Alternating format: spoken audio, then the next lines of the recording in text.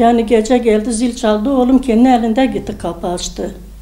Gitti kapı açtı, onlar demiş ki siz kimsiniz? Oğlum dedi ben Bilal yaralıyım. Aldı yukarı, de baktı, biz kimse görmedi. Biz baktık, evde ses geliyor, gece ortasında o zili görmüş gitmiş. Oğlum bilseydi arkadadır, nasıl gider onlara kapı açar? Onun hiç haberi olmadı bu öyle şeylerden.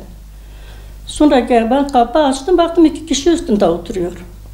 Oradan da öyle haber almadım, 6 gün sonra haber geldi, dedi Muş'tadır, cezaevine getirmiş.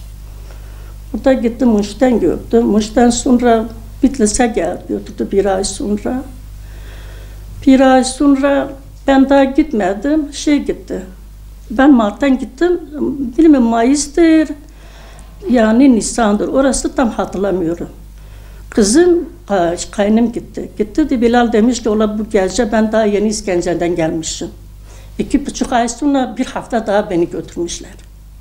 Van'a İskender'e. Böyle insan yapar. Cezaevden dağıldı, İskender götürdü. Biz hakkımızı helal etmiyor. Biz bir dünyada kim böyle yapmış bu oyunda Allah hakkımızı bırakmasın.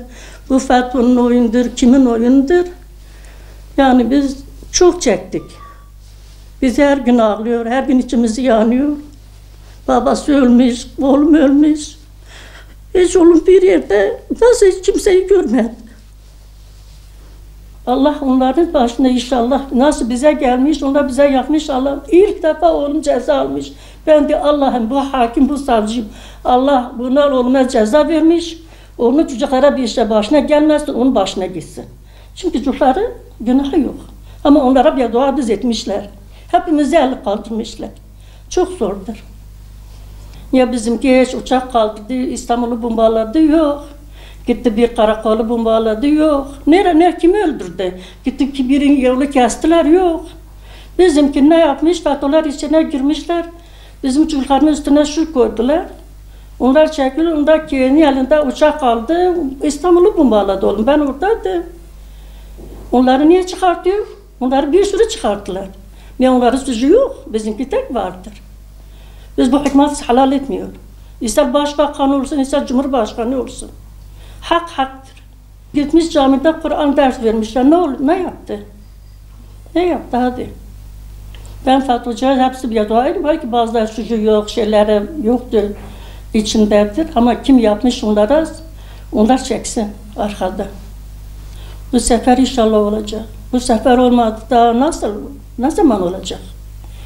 Ta bu oyunlarda gördüler.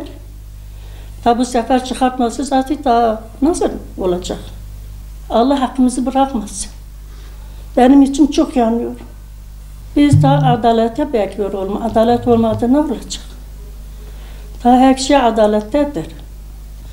Ben 1 saat ağlıyorum, 1 saat dışarı çıkıyorum. Oğlum nereye gidecek? Onlar cezaevinden ne var içine koyuyor. Biz gidiyor, onlar bize sabır veriyor, onlar bize teselli ediyor. Diyanet diye ağlamadı, biz çıkacaktı, biz ele olacak. Yani onun teselliden bizden daha çok fazladır. Kim uçak kaldırdı, terörist onlardır. Onlar değildir. Oğlum gitmedi, her şeyi kaldırdı, uçak götürdü, onları bombaladı. Ben Adalet Bakanı'na sesliyorum. Oğlumun bir suçu yok ki. Oğlumu daha tekrar yanlasın, oğlum daha çıksın. Zaten FETÖ'nün oyunudur.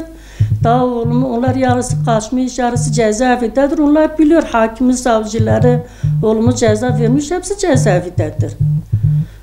Oğlum daha çıksın, ben daha öyle istiyorum. Ben edemiyorum daha gidem geze. Ben bu yaştan daha kim beni götürecek cezaevine? Ben edemiyorum gidem, daha oğlum çıksın eve gelsin.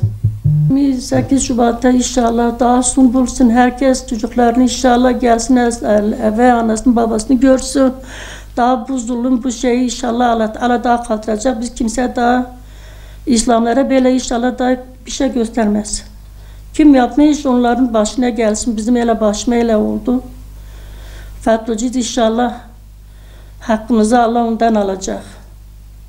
Biz Allah'tan bırakmış her şeyi. Allah hakkımızı bırakmasın.